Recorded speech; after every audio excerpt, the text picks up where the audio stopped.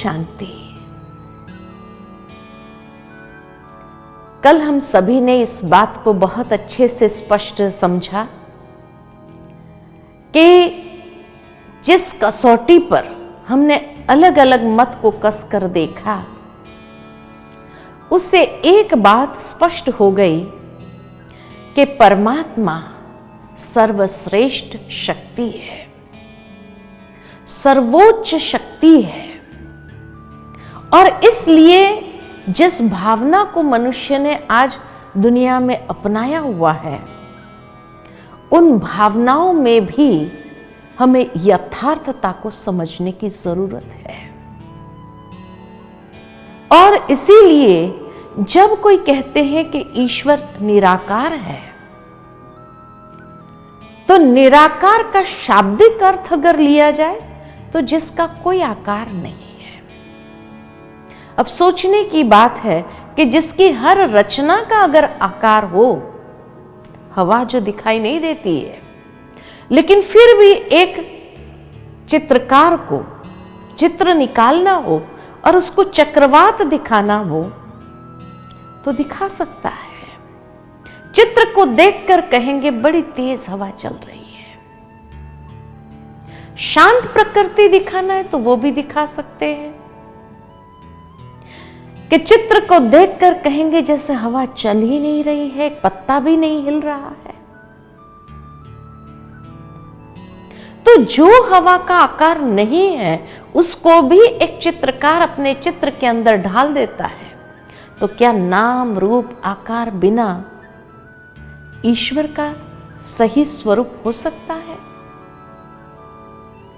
तो निराकार का भाव कि कोई साकार आकृति जैसा आकार नहीं है, लेकिन उसका अपना आकार तो है। जिस तरह ईश्वर को निर्गुण भी कहते हैं, निर्गुण का शाब्दिक अर्थ अगर लिया जाए तो जिसमें कोई गुण ना है, लेकिन वो तो गुणों में अनंत है। निर्गुण का भाव है जो प्रकृति के 3 गुणों से परे है, सात्विक, राजसिक और तामसिक। ये तीनों प्रकृति के गुण परमात्मा को प्रभावित नहीं कर सकते हैं, उससे पर। इसलिए निर्गुण कहा।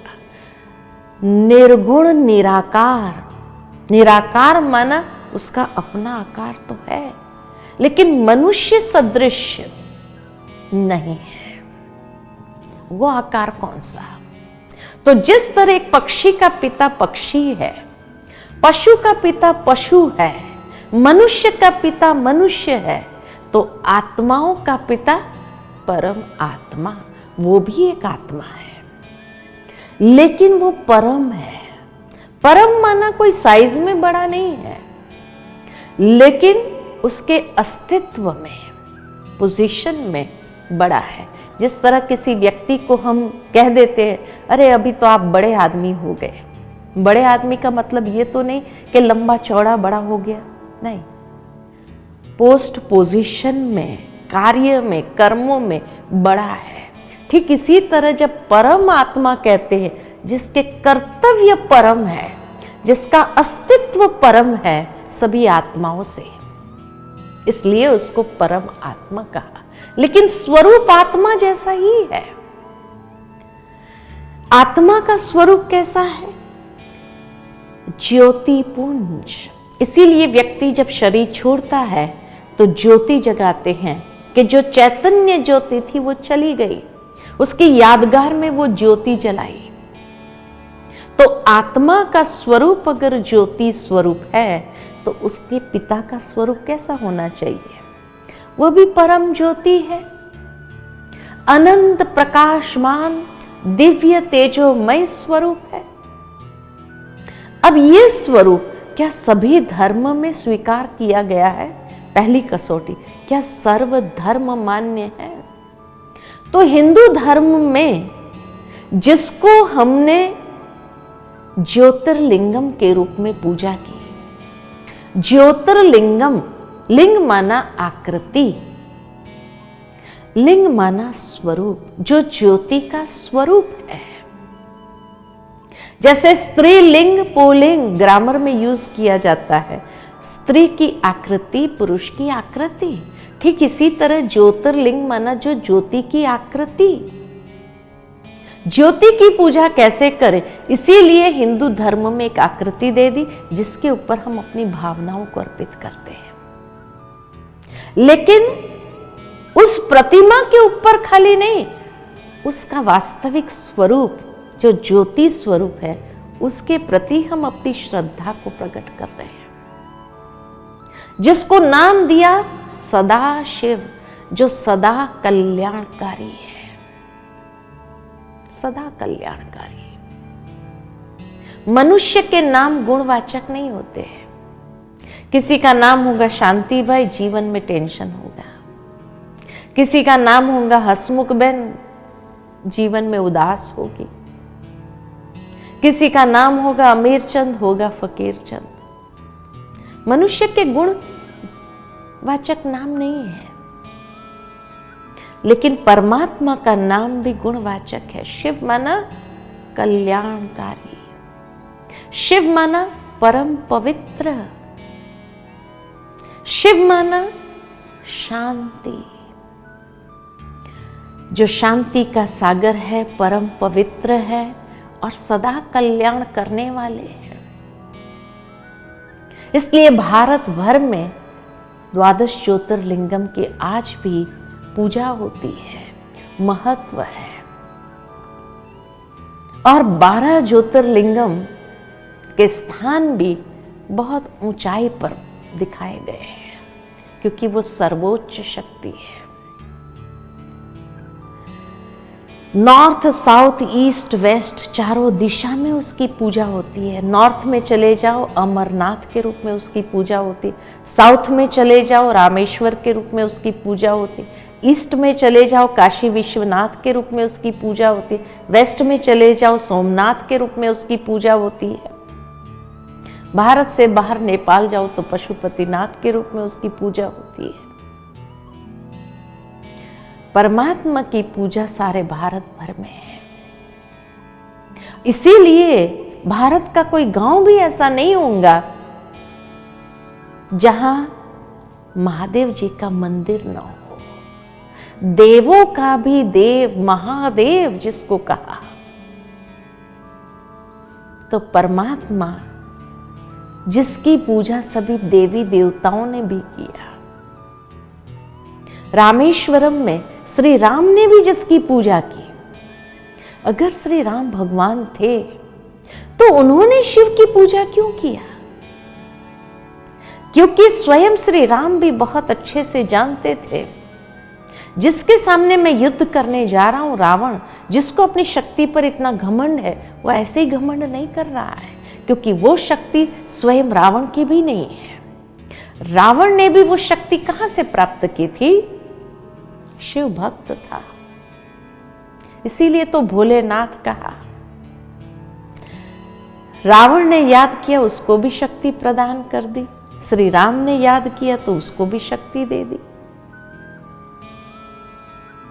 इसी तरह कुरुक्षेत्र में स्थानेश्वर का मंदिर है, जहां दिखाते कि महाभारत के युद्ध के पहले स्वयं श्री कृष्ण ने भी शिव की पूजा की और पांडवों से भी कराई। पांडवों से भी शिव की पूजा कराई। तो इसीलिए श्री कृष्ण ने भी जिसकी पूजा की, पांडवों से भी कराई, माना वो श्रेष्ठ होगा तभी।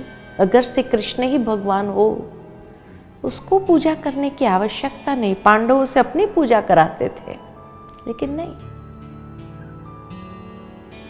जिन देवियों की हम पूजा करते, ये देवियां कौन है? तो कहते हैं असुर संहारनी शिव शक्तियां। असुरों का संहार करने के लिए शिव ने अपनी शक्तियों को उत्पन्न किया, नव दुर्गे। तो जो देवों का भी देव, देवियों का भी देव, वही तो महादेव है। जब भी शिव का मंदिर की स्थापना होती है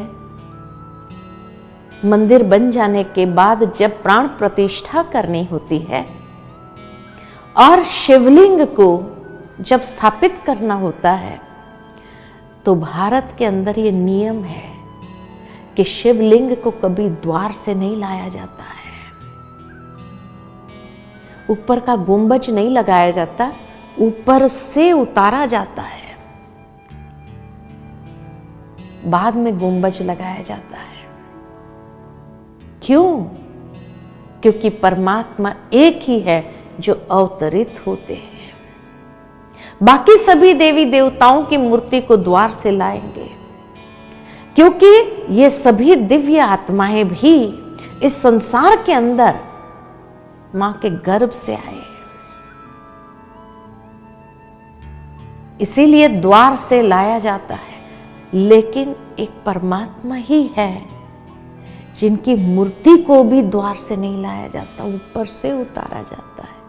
कितनी सुंदर भावनाएं हैं, लेकिन इन सब के पीछे का भाव हम सभी ने कभी समझा नहीं, कर रहे हैं, समझा नहीं। तो जो देवों का भी देव, इसीलिए शिव के हर मंदिर का नाम या नाथ या ईश्वर में पूरा होता है। अमरनाथ, बबुलनाथ, भोलेनाथ, सोमनाथ, विश्वनाथ, पशुपतिनाथ या ईश्वर रामेश्वर, गोपेश्वर, विश्वेश्वर, पापकटेश्वर, महाकालेश्वर, ओमकारेश्वर, ये सभी शिव के मंदिर जो सर्व का नाथ और ईश्वर है। परंतु यहां हम भारतवासी एक गलती जरूर कर देते हैं अज्ञानतावश, कि शिव और शंकर दोनों को एक ही समझ लेते हैं। जहां दोनों का नाम अलग है, शिव और शंकर, जहां दोनों का स्वरूप अलग है, एक है निराकार ज्योतिर्लिंगम, एक है आकारी देव पुरुष, जहां दोनों का ऑक्यूपेशन अलग है, शिव को कहा भोलेनाथ और शंकर के लिए कहते हैं तीसरा नेत्र खुलता है तो प्रलय होता है, विनाश होता है। तो एक भोलेनाथ है, एक प्रलयनाथ है। नाम अलग, स्वरूप अलग, कार्य अलग, फिर एक कैसे हो सकता है? जब भी कोई हमें मंत्र देता है तो ओम नमः शिवाय का मंत्र होता है और हम यही जपते हैं। ओम नमः शंकराय कभी नहीं गाएंगे। भारत में शिवरात्रि मनाई जाती है, उसको शंकर रात्रि नहीं कहते हैं। अगर एक है तो कहना चाहिए शंकर को हमेशा गृहस्थ धर्म में दिखाया है। मां पार्वती है, 2 बच्चे हैं, पूरा परिवार और सब मिलकर के, पूरा परिवार मिलकर के शिव की पूजा कर रहे हैं। कहा जाता है कि अमरनाथ पर शंकर ने पार्वती जी को अमरनाथ की कथा सुनाई। अगर शिव शंकर एक ही है तो शंकर ने कौन से अमरनाथ की कथा सुनाई? इसका मतलब शंकर और अमरनाथ अलग है, तभी तो उसने भी उसकी कथा सुनाई, जिसके साक्षी 2 कबूतर दिखाते हैं। या वो कहते थे मैं अपनी कथा सुनाता हूं। शंकर को हमेशा ध्यान मुद्रा में दिखाया गया है। किसका ध्यान करते हैं? कैलाश पर्वत पर बैठकर के ध्यान किया कितने सालों तक। कैलाश माना दुनिया का सबसे बड़े से बड़ा शिवलिंग, पूरा पर्वत ही शिवलिंग आकार का है, जहां बैठकर शंकर ने भी उस शिव का ध्यान किया था। अब शंकर को शिव का ध्यान करने की क्या आवश्यकता थी? तो कहा जाता है कि उसको एक महत्वपूर्ण कार्य सौंपा हुआ था। आंख खोलते महाविनाश होना चाहिए।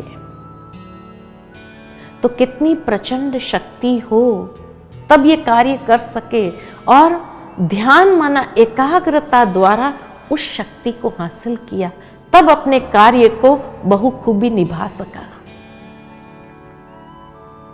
जैसे कोई भी देश में डिफेंस का पोर्टफोलियो होता है, डिफेंस मिनिस्ट्री होती है, डिफेंस मिनिस्टर भी होता है, लेकिन उस डिफेंस के पोर्टफोलियो पर कंट्रोल, जहां प्राइम मिनिस्टर रूल है वहां प्राइम मिनिस्टर का होता है, और जहां प्रेसिडेंट रूल होता है वहां प्रेसिडेंट का होता है।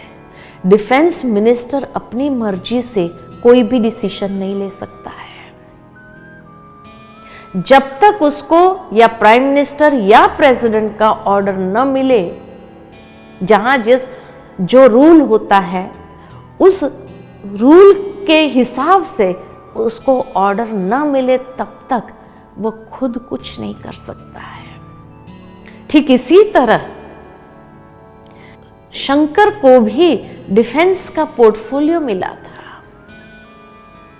और वो जब चाहे अपनी मर्जी से विनाश कर दे, ऐसा नहीं हो सकता है। जब तक परमात्मा शिव से उसको प्रेरणा प्राप्त नहीं होती, तब तक वो खुद भी कुछ नहीं कर सकते।